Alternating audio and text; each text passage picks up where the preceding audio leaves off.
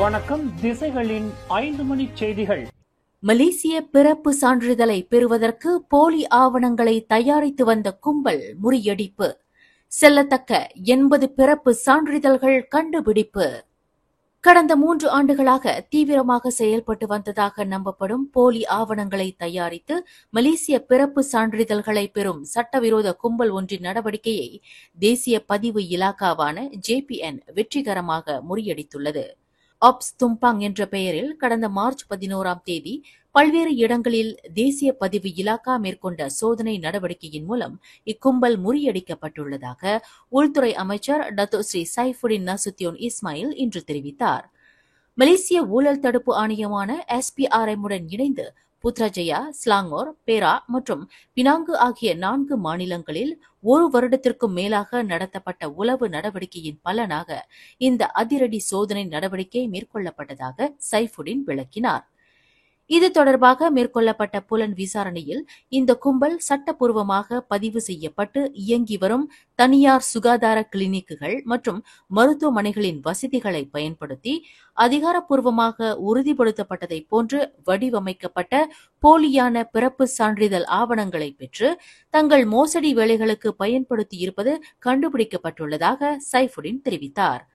இந்த கும்பலில் ஏஜென்ட்டுகளுக்கும் விண்ணப்பதாரர்களுக்கும் இடையில் இடைத்தரகராக இருந்ததாக சந்தேகிக்கப்படும் 55 வயது வழக்கறிஞர் உட்பட மூளையாக இருந்து செயல்பட்ட 4 நபர்கள் என மொத்தம் 10 உள்ளூர்வாசிகள் கைது செய்யப்பட்டுள்ளனர். இவர்களில் 8 பேர் ஆண்கள், 2 பெண்கள் என்று அமைச்சர் சைஃபுடின் தெளிவுபடுத்தினார். தவிர பிறப்புகள் தொடர்பாக தகவல் அளித்த மேலும் 6 அடையாளம் காணப்பட்டுள்ளதாக இன்று புத்ராஜயாவில் நடைபெற்ற செய்தியாளர்கள் கூட்டத்தில் சைஃபுடின் தெரிவித்தார். இந்த 10 பேர் கைது செய்யப்பட்டது மூலம் இந்த சட்டவிரோத நடவடிக்கையின் வாயிலாக ஈட்டப்பட்டது என்று நம்பப்படும் 54,000 ரிங்கிட்டும் பறிமுதல் செய்யப்பட்டுள்ளதாக அவர் மேலும் கூறினார். நேற்று வரை சம்பந்தப்பட்ட 4 மாநிலங்களில் உள்ள 6 பதிவு செய்யப்பட்ட தனியார் கிளினிக்குகள் அல்லது மருத்துவமனைகள் மூலம் தயாரித்து கொடுக்கப்பட்ட போலி ஆவணங்கள் வாயிலாக பெறப்பட்ட செல்லத்தக்க 80 பிறப்பு சான்றிதழ்கள் கண்டறியப்பட்டுள்ளதாக சைஃபுடின் தெரிவித்தார். குழந்தை பிறந்த 60 நாட்களையும் கடந்து சமர்ப்பிக்கப்பட்ட விண்ணப்பங்களில் அக்குழந்தையின் பிறப்பை பதிவு செய்வதற்கு போலி பத்திரங்கள் பயன்படுத்தப்பட்டது தேசிய பதிவு இலாகா அலுவலகங்களில் கண்டறியப்பட்டதைத் தொடர்ந்து இந்த அதிரடி சோதனை நடவடிக்கை மேற்கொள்ளப்பட்டதாக அவர் குறிப்பிட்டார். தேசிய பதிவு இலாகாவில் இருந்து செல்லத்தக்க பிறப்பு சான்றிதழ் பெறப்பட்டதும் அது மலேசிய அடையாள கார்டு மற்றும் குடியுரிமை இல்லாத குழந்தைகளின் பெற்றோருக்கு அல்லது பாதுகாவலர்களுக்கு கருப்பு சந்தையில் விற்கப்படுவது தெரியவந்துள்ளது. இந்த கும்பல் நாட்டிற்கு உள்ளேயும் வெளியேயும் மிகப்பெரிய நெட்வொர்க் கட்டமைப்பை கொண்டிருப்பதாக சந்தேகிக்கப்படுகிறது என்று சைஃபுடின் குறிப்பிட்டார். தனது முன்னாள் அதிகாரிகளின் வீட்டில் 170 மில்லியன் ரிங்கிட் ரொக்கமும் 70 லட்சம் ரிங்கிட் மதிப்புள்ள தங்க கட்டிகளும் இன்னும் சில விலை உயர்ந்த பொருட்கள் கைப்பற்றப்பட்டது தொடர்பில் முன்னாள் பிரதமர் டத்தோ ஸ்ரீ இஸ்மாயில் சப்ரி யாக்கூப்பிடம் மலேசிய ஊழல் தடுப்பு ஆணையமான SPRM இன்று சுமார் 5 மணி நேரம் விசாரணை நடத்தியதாக தெரியவந்துள்ளது. புத்ராஜயாவில் உள்ள SPRM தலைமையகத்தில் இன்று காலை 10 மணிக்கு விசாரணைக்கு உட்பட்ட இஸ்மாயில் சப்ரி பிற்பகல் 3 மணிக்கு விடுவிக்கப்பட்டார். அவரின் கார் பிற்பகல் 3:15 மணியளவில் SPRM தலைமை அலுவலக கட்டடத்தில் இருந்து வெளியேறியது. காலையில் SPRM தலைமையகத்திற்கு நுழையும் போது தனது காரின் கண்ணாடியை இறக்கி செய்தியாளர்களை நோக்கி மிக உற்சாகமாக கையசைத்த இஸ்மாயில் சப்ரி புறப்படும் போது எந்த ஒரு சமிக்ஞையையும் காட்டவில்லை. 65 வயதான இஸ்மாயில் சப்ரிக்கு எதிரான விசாரணை நாளை வெள்ளிக்கிழமை காலை 9 மணிக்கு மீண்டும் தொடங்குகிறது. எனினும் இந்த விசாரணை இன்னும் எத்தனை நாட்களுக்கு நடைபெறும் என்பது உறுதியாக தெரியவில்லை. இஸ்மாயில் சப்ரியின் உடல் நிலையை பொறுத்து அவரின் விசாரணை நாட்கள் முடிவு செய்யப்படும் என்று SPRM வட்டாரம் தெரிவித்துள்ளது. ஈப்போவிற்கும் சிங்கப்பூருக்கும் இடையிலான நேரடி விமான சேவை அடுத்த மாதம் 25ஆம் தேதியுடன் நிறுத்தப்படுகிறது. இவ்விரு வழித்தடங்களுக்கான சேவையை தொடரும்படி ஏர் ஏசியா விமான நிறுவனத்துடன் பேச்சுவார்த்தை நடத்துவதற்கு பேரா மாநில அரசாங்கம் திட்டம் கொண்டுள்ளதாக மாநில கட்டமைப்பு, எரிசக்தி, பொது போக்குவரத்து ஆட்சிக்குழு உறுப்பினர் டத்தோ ஸ்ரீ முகமது நிசார் ஜமாலுடன் தெரிவித்துள்ளார். ஈப்போவிற்கும் சிங்கப்பூருக்கும் இடையிலான நேரடி விமான சேவை மிக முக்கியத்துவம் வாய்ந்ததாகும். அந்த சேவையை தொடராமல் போவதில் ஏற்படக்கூடிய சிக்கல்கள் கண்டறியப்படும் என்று நிசார் ஜமாலுடன் குறிப்பிட்டார்.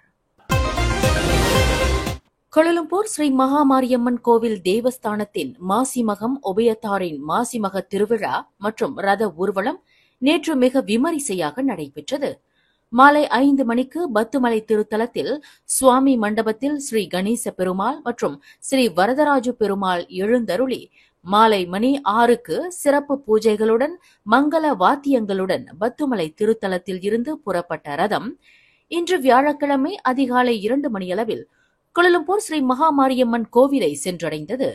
ரத ஊர்வலத்தில் தேவஸ்தான அறங்காவலர் டத்து என் சிவகுமார் உட்பட உபய பிரதிநிதிகள் மற்றும் தேவஸ்தான பொறுப்பாளர்கள் கலந்து சிறப்பித்தனர். முன்னதாக பத்துமலை திருத்தலத்தில் நடைபெற்ற சிறப்பு பூஜைகளில் கோலாலம்பூர் ஸ்ரீ மகாமாரியம்மன் கோவில் தேவஸ்தானத்தின் தலைவரும் மாசிமக உபய நாட்டாண்மையும் அறங்காவலருமான Tan Sri Dato doctor R Nataraja, அறங்காவலர் டத்து என் சிவகுமார் மற்றும் உபய பிரதிநிதிகள் கலந்து கொண்டனர். ஸ்ரீ கணேச பெருமாள் மற்றும் ஸ்ரீ வரதராஜு பெருமாள் எழுந்தருளிய ரதம் பத்துமலை திருத்தலத்தில் இருந்து ஜலான் MRR2, ஜலான் ஸ்ரீ பத்து கேவ்ஸ், ஜலான் செந்துல் பாசார் வழியாக பக்த பெருமக்களுக்கு அருள்பாலித்த வண்ணம் 12 சாலைகள் வாயிலாக தாய் கோவிலை சென்றடைந்தது. நெகிரி சம்பிலான் மாநிலத்தில் பரிசான் நேஷனலின் வலிமை மிகுந்த கோட்டையான தம்பின் நாடாளுமன்ற தொகுதிக்கு உட்பட்ட கமாஸ், கமஞ்சே மற்றும் ரப்பா ஆகிய 3 சட்டமன்ற தொகுதிகளில் ரப்பா தொகுதியை ஜாசேகா சார்பில் முதல் முறையாக கைப்பற்றி வரலாறு படைத்தவர் அத்தொகுதி சட்டமன்ற உறுப்பினர் வீரப்பன் சுப்பிரமணியம். ஜாசேகா பொதுச் செயலாளரும் நெகிரி சம்பிலான் மாநில தலைவருமான ஆந்தனி லோக்கின் ஆசி, அவர் வழங்கிய ஊக்குவிப்பு, தொகுதி மக்களின் ஆதரவு ஆகியவற்றின் மூலமாக முதல் முறையாக கடந்த 2008ஆம் ஆண்டு ரிப்பா தொகுதியை வென்றதாக வீரப்பன் கூறுகிறார். அந்த வெற்றியை தொடர்ந்து அத்தொகுதியில் 4 தவணை காலம் வீரப்பன் மகத்தான வெற்றி பெற்றுள்ளார். 2008 மற்றும் 2013 ஆகிய 2 தவணை காலம் எதிர்க்கட்சி சட்டமன்ற உறுப்பினராக இருந்த வீரப்பன் 2018ஆம் ஆண்டு நெகிரி சம்பிலான் மாநிலத்தை முதல் முறையாக பாக்காத்தான் ஹராப்பான் கூட்டணி கைப்பற்றியது மூலம் கடந்த 2018 மற்றும் 2023 ஆகிய 2 பொதுத் தேர்தல் வாயிலாக மாநில ஆளும் கட்சியின் ஆட்சிக்குழு உறுப்பினராக பொறுப்பு வகித்து வருகிறார். நெகிரி சம்பிலான் மாநில ஆட்சிக்குழுவில் ஒரே சமயத்தில் 5 இலாக்காக்களுக்கு பொறுப்பேற்றுள்ள முதலாவது இந்திய ஆட்சிக்குழு உறுப்பினராக 50 வயது வீரப்பன் திகழ்கிறார். தொழில் முனைவர், மனிதவளம், பருவநிலை மாற்றம், கூட்டுறவு மற்றும் பயனீட்டாளர் விவகாரம் என 5 இலாக்காக்களுக்கு தலைமை ஏற்று மாநில மந்திரி புசார் டத்தோஸ்ரீ அமீனுடின் ஹருண் மற்றும் ஜாசேகாவின் பொதுச் செயலாளர் ஆந்தனி லோக்கின் நம்பிக்கையை பெற்று மாநில மக்களுக்கு ஆக்கப்பூர்வமான முறையில் சேவையாற்றி வருகிறார் வீரப்பன். வரும் ஞாயிற்றுக்கிழமை நடைபெறவிருக்கும் ஜாசேகாவின் உயர்மட்ட பதவிகளுக்கான மத்திய செயற்குழு உறுப்பினர் பதவிக்கு போட்டியிடும் தம்மை பேராளர்கள் வெற்றி பெற செய்வது மூலம் மக்களுக்கு மேலும் ஆக்கப்பூர்வமான முறையில் சேவையாற்ற முடியும் என்று வீரப்பன் கூறுகிறார். 4 தவணையாக என்னோட மெஜாரிட்டி அதிகமான மெஜாரிட்டி மக்கள் கொடுத்தாங்க. அது அங்குள்ள சேவைக்குள்ள அங்கீகாரம் நினைக்கிறேன். ஸோ அந்த வகையில் என்னோட வாக்காளர்களுக்கும் சரி, கட்சி தலைமைத்துவக்கும் சரி நான் நன்றி தெரிவித்துக் கொள்கிறேன். ஏன்னா ஒரு சிறந்த ஒரு வாய்ப்பு எனக்கு கொடுத்து அந்த மக்களுக்காக என்னால் சேவை செய்ய முடிஞ்சிச்சு. அதுக்கு பிரகாரம் பார்த்தீங்கன்னா 2 தவணை எதிர்கட்சியாக தான் அந்த இடத்துல நான் ஒரு சேவை செஞ்சுட்டு இருந்தேன். 2018 அரசாங்கம் அமைத்த பிறகு எனக்கு மாநில ஆட்சிக்குழு உறுப்பினராக ஒரு வாய்ப்பு கிடைச்சிச்சு. போன தவணையில் 2018 2023 வரைக்கும். அதுக்கு பிரகாரம் திரும்பியும் ஒரு வாய்ப்பு மாநில அரசு ஆட்சிக்குழுவாக இருக்கிறதுக்கு. இந்த தடவை ஏறக்குறைய ஒரு 5 போர்ட்ஃபோலியோ இந்த மாநில ஆட்சி குழுவாக இருக்கும்போது கொடுத்த ஒரு வாய்ப்பு. ஜாசேகா தேர்தலில் வீரப்பனின் வேட்பாளர் எண் 62 ஆகும்.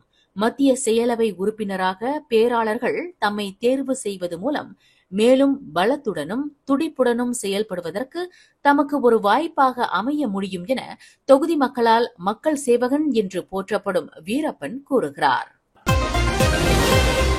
17th Annual Edison Awards இந்த ஆண்டிற்கான சிறந்த இசை அமைப்பாளர் வரிசையில் A.R.. Rahman, Anirudh, Santhosh Narayanan, Yuvan Shankar Raja, GV. Prakash, Shawn Roldan, Kovind Vasantha, Ghibran.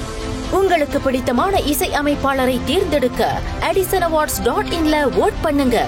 Malaysia digital media partner திசைகள் நியூஸ்.